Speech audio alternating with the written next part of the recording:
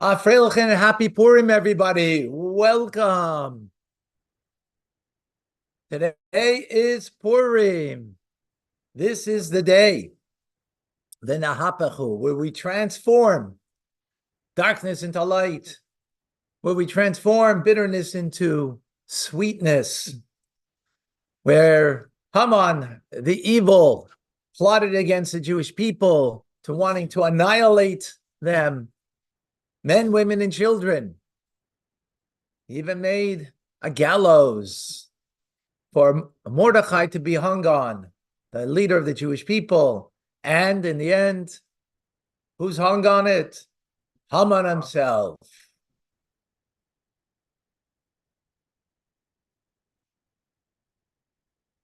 So it's a time of transformation. And the ultimate transformation of evil. That's where we are right now. Waiting for all of the evil of the world to be eradicated. And that the presence of God will be palpable and real. That is what happened. Even though after the story of Purim, the Jewish people were still servants of Achashverosh, the king. But the Jewish people regained their strength. And what's their strength? Of being united together in the service of the divine, the service of God. And as a result of that, they were able to wake up the heavenly king, and that the heavenly king, God Almighty, showered the Jewish people with newborn light, a new rejuvenated energy that gave them the strength to overcome the enemy. Welcome to Tanya Today. I'm Rabbi Ronnie Fine, coming to you from Chabad Zechon Kadesh Montreal, Canada. It's a privilege and a pleasure to share with you the Tanya on this day of Purim. And we are in the 37th chapter. In this chapter, the Alter Rebbe is telling us it's all up to us. That through our divine service, through our efforts during the times of exile, which we're in now, we will transform the world. How are we going to do it? By the mitzvahs that we do. Today's Purim, so the mitzvahs you do is you have to hear the Megillah today. You have to give gifts to the poor, to two poor people. You have to give two edible items to a friend, and have a Purim festive meal. You do that, you fulfilled mitzvahs of the day. And say l'chaim ad lo yada, until you don't know the difference between blessed is Mordechai and cursed is Haman. And so the Alter Rebbe explains based on this that when you take a leather hide of an animal, that its vitality is from klipa. Its vitality, everything God gives vitality. The question is, what kind of vitality? So hide of an animal, a kosher animal, is klipas noiga. It's an admixture of good and evil. But it's not holy, right? Even though people might say holy cow, but it's not holy. Not for the Jew. It's klipa. However, when you take that hide and now you make tefillin from it, or you make a Torah scroll from it, you've now taken that and its vitality is completely holy. And therefore, there are certain laws on how you have to conduct yourself with those objects because of that. But when we see it, that there's nothing that is the light of God that is not animating it, and it is just an object of divine. It's being animated from God's holiness. And that's, now how about the person? That's the object of the mitzvah. How about the person who now does the mitzvah? So the fact that when you're putting on tefillin, you need to physically take your arm and to wrap, that physical effort is the animal soul that's giving vitality to the body. The animal soul and the body are involved in the mitzvah right now. And in the metaphor of the flame that we create a light of God, when we do that act, it's like the wick. The wick is burning. The animal soul is burning. It's becoming naught, just like the wick is becoming naught. It's because it's becoming naught. That's how it can now hold on to the flame. If the wick doesn't catch, when doesn't it catch? When it is, but when it's burnt, that's when it catches.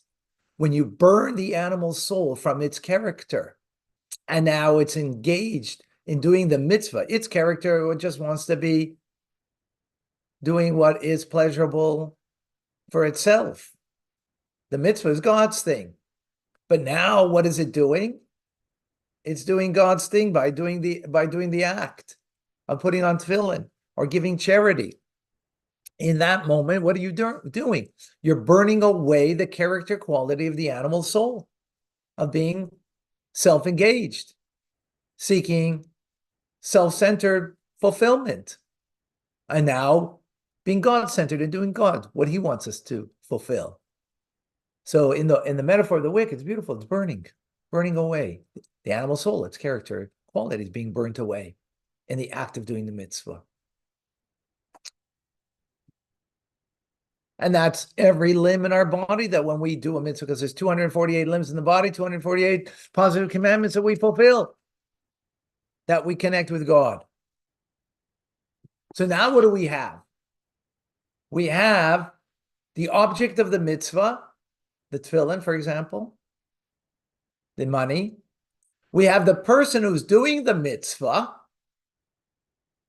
is also now absorbed in the light of God. But that's not enough. The whole world needs to change. So how's the whole world going to change? That's just me in my animal soul, my divine soul, of course, but even my animal soul and body are now absorbed in the light of God. But how does that now absorb all of creation? Well, did you eat something this morning to give you energy? So now you could study Torah, right? You did. You ate something.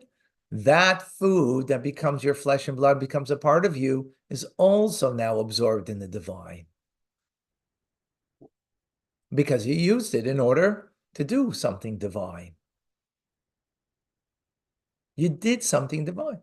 So did you drive your car or take an Uber to come to synagogue to hear the Megillah today? So that car, we call it a mitzvah mobile. Why is it a mitzvah? Because the car itself is now a vehicle, literally, for the divine. Because you're using it for the sake of the mitzvah. So it too becomes elevated through the act of the mitzvah. You're going to visit somebody in the hospital, and you had to fill up gas, so you would have gas in the car, and then drive the car. So the act of filling up the gas in the car, because your intent is to now use the car for a mitzvah. So then not only is the car become a mitzvah mobile, right? But the filling of the gas becomes also part of the mitzvah. So just think about it. How many things that are involved in you fulfilling a mitzvah? All of those things, when you are mindful, or the intent of those things are for the sake of the mitzvah, then all those things that bring you to the mitzvah are also elevated to the divine, and their vitality is not from klipa anymore. A car is being created by God. How's he creating it? Klipa's noiga, right? It's being vitalized by God through klipa, the shell that covers over, because it's covering over its holiness. But when you use it, that car, again, or the metro, the subway, or the food that you ate, in order to give you invigoration so you could learn and do mitzvahs. And all of that becomes part of a vehicle for the divine light that it's absorbed in.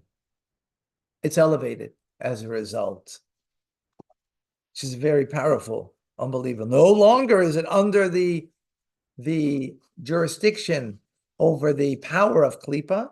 It's been elevated as a result. So it's not just the mitzvah that we transform the physical reality of this world, but everything that leads to the mitzvah. So now you can see how we're going to be able to change the world for good, which we're going to go into more and discuss more. But in the meantime, I want to wish everybody a Freilichen Purim, a happy Purim. Again, the mitzvahs today, hear the Megillah. If you can't hear the Megillah, then online you could get the reading of the Megillah, the Megillah Esther, the story of Purim, called the Scroll of Esther, and you could read it. You have to read it, not just read it, verbalize it. Because by verbalizing, right? Or you hear it from someone who verbalized, like we are in shul over here, so we heard it someone verbalizing, you fulfill the mitzvah. But if you're not going to hear it from someone who's verbalizing it, then you have to verbalize it yourself if you're going to fulfill the mitzvah. And you can do that by going on Chabad.org and taking the Megillah and reading it yourself, even in English if need be. And then give gifts to the poor. If you want, you can give to Chabad Zichron, go on the Chabad Zichron page, and I'll make sure that and you can give whatever you want, and I will give it to 2 poor people. Okay? As a matter of fact, I'm going to do that right now. I'm going to go online because I wanted to give here locally in Montreal and in Israel. And then, of course, you have to give 2 edible foods to 1 friend at least, and have a festive meal, which means to make hamotzi lechem, to wash over bread, to break bread, and to have a festive meal, say l'chaim, till you don't know the difference between blessed is Mordechai and cursed is Haman. And with that, folks, I want to wish everybody an amazing Purim. And it should be from this Purim, this redemption of Purim, to the ultimate redemption of Mashiach now. Thank you for joining. Thank you, Rabbi.